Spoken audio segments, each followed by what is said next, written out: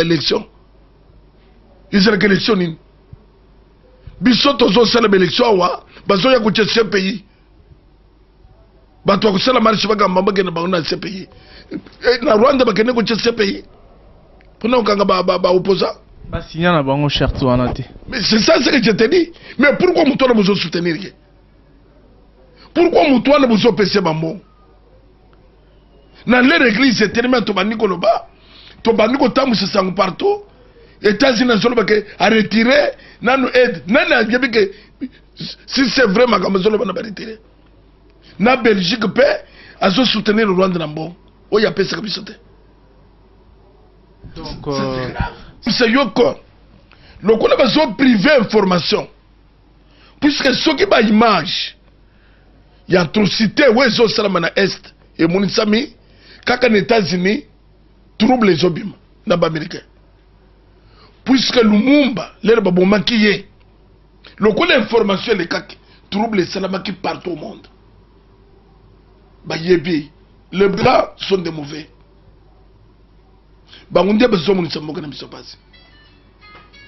C'est pourquoi nous sommes décidés. Il y a un cas dans le parlement, il y a un cas. Qu'on se contacte dans l'église, il y a un cas. Message collègue. Et ils ont les déjà. Nazara n'a pas élection. Ils ont élection. Bissot aux célèbres élections, bazo ya kuche ce pays.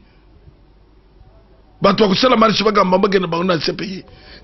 Na Rwanda bakene kuche ce pays. Pona okanga ba opposant. Ba signer na bango charte wana te. Mais c'est ça ce que je te dis. Mais pourquoi muto na besoin soutenir? Pourquoi muto na besoin pese bambo? Na l'église c'est tellement to baniko loba. To baniko tamu se sangu partout. États-Unis zolo bake a retirer nanu aide. Nana yebi que si c'est vraiment comme zolo bana retirer. Na Belgique paix a soutenir le Rwanda nambo. O ya pesa kabisa te. Donc ce côté comment bakati mutu biten makile sopani bazo violer moi si mutu wana na ba morso wana. Non, ce sont des choses révoltantes. Na koyi koyebisa yo que appui na biso ezanzambe. Soyoka ki Sarkozy à France natango za na pouvoir azolo que ba congolais pe baka boule richesse na bango na ba voisin. C'est comme si France a sa kabule ya richesse na ba voisin. Ya que Congo démocratique ndé fwe kabule richesse na ba voisin. Ozoke loko ne déjà na mituna bango. Même basakana kana mboka niveau ba komi ko kende na Congo et komi ya ba komi sabiso etoko na ba mindele. Ba congolais pe awaka kadi. Même basakana kana mboka niveau ba komi ko kende na Congo et komi ya ba komi sabiso etoko na ba mindele. Ba congolais pe awaka kadi. O ba yoki message. Tozo senga tout congolais place ko ekozala. Tout sunga bande ko na biso. Ezaka likambwa sekate. Si eveka zu initiative bakozongo na mutu moko. Mais Congo ezabiso nyos. Bande ko na biso bazana baza violer. Bazoko dépiécer bango chaque jour. Soko tele ba image papa okolia fufute. Nana kendeki na Goma. Alors, ça dit que tous senga tout congolais. Il y a bonne volonté. Place union sans soi. Ce qui parfois na mutuna yo bat bezo salanga confiance. Puisque ben dit que les biloko ezeli ko ya, muto ko simba ta iloko mokote. C'est pour cela mona kabato. Ce qui na lebi que biloko ya ezo ya. Bebi que ndenge to peseli ango, ndenge pe ko koma. Le plus grand problème papa Kadhafi, c'est révoltant. Est-ce que vous allez attaquer combien de fois? Mais dans le moment où découvrir ce qu'il y a manœuvre, c'est pour cela que nous que catholique est ennemi, protestant est ennemi, réveil est ennemi, ce qu'il y a que les politiciens totalement mingi. Totalement. L'église doit agir. Église réagir. Église soki etelemi papa. Église eza kotelema. Ambelela bayoka o to découvrir. To découvrir ndeko Kadhafi que muto azeli ko agresser biso ezeli Rwanda te. Comment ça alors que le gouvernement lobby que ba M23 bazali na appui à Rwanda? Bien sûr. Rwanda za pion. O bazo tinda. Mais bato bazeli ko agresser biso eza France. Les États-Unis, les Allemagne, les Belgique, les Canada, les Grande-Bretagne. Ma puissance non soit minée. Par quelle étude vous détectez Nyonswana papa? Tout ça n'a pas preuve papa. C'est pour cela que nous avons une pétition. Et c'est que nous avons une pétition.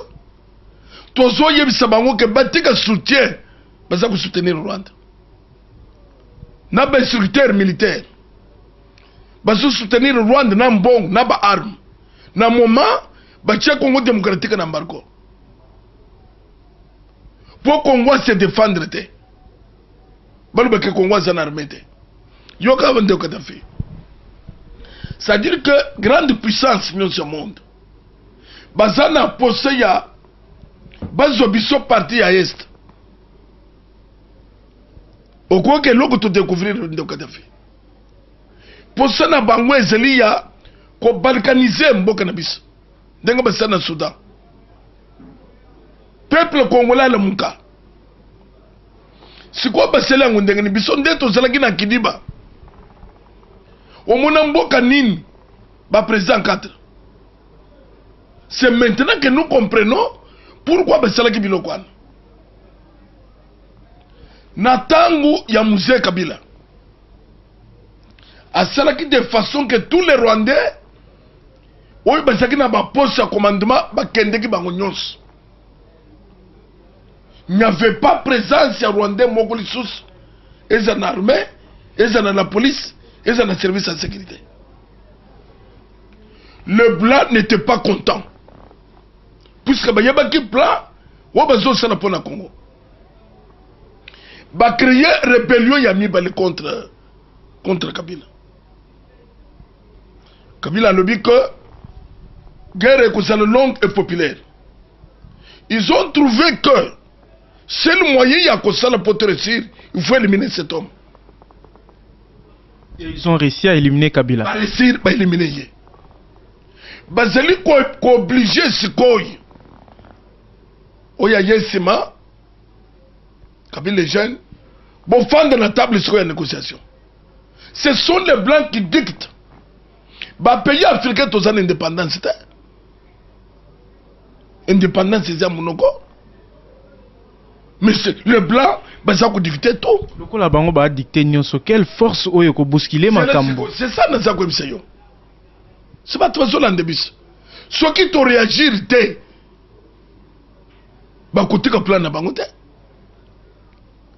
Mboka na biso même l'air basolo ke mboka eza ko se développer te et ko se développer ndengeni pétrole ya mwanda baso songo brit baso ke ngona ba Amerika nana tala kataye muntu anya tawana te. Pourquoi Kabila wana ezali faiblesse ya politique to faiblesse ya nini parce que au-delà ya force internationale o bango bazali papa mutu moko akoki koya na kati ya lupango na yo te azwa kiti abima nango sans que yo ofungola la porte. Afrique eza na lupango te. Afrique eza na lupango te. Quel lupango? Soki Afrique eza na lupango Kabila le perake. Yoka na lingo yoka na d'abord. Je vous en prie. Ce que nous avons découvert. Pourquoi mon église catholique est telle? Pourquoi mon lelo bakimangiste? Ba confession religieuse non pas telle? C'est à cause de ça. Ba mingine ba se ba kaboli déjà ba province na biso. Ba se ba kaboli déjà. Ba woyo ba ko minéraux ya kotoy, ba ko minéraux ya kotoy. Chaque peuple a un pays et chaque pays a un peuple. Congo appartient aux Congolais. Na kwebise yobo papa. Na tango balobi table de négociation. Bon fusionner armée. Ba fusionner armée.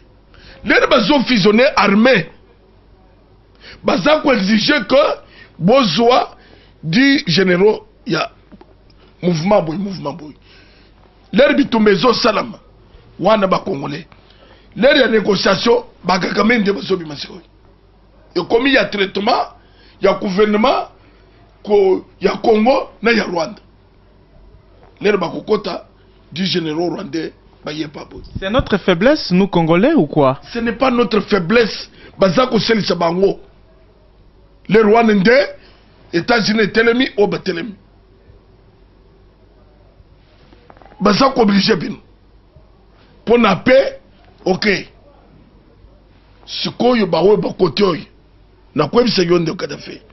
Parfois ce qu'on y habite. Na tangu et salami bongo. Ba généraux wana bakokene bandundu te batekalika na est pe okomona ba américain baziriko bakabotika bango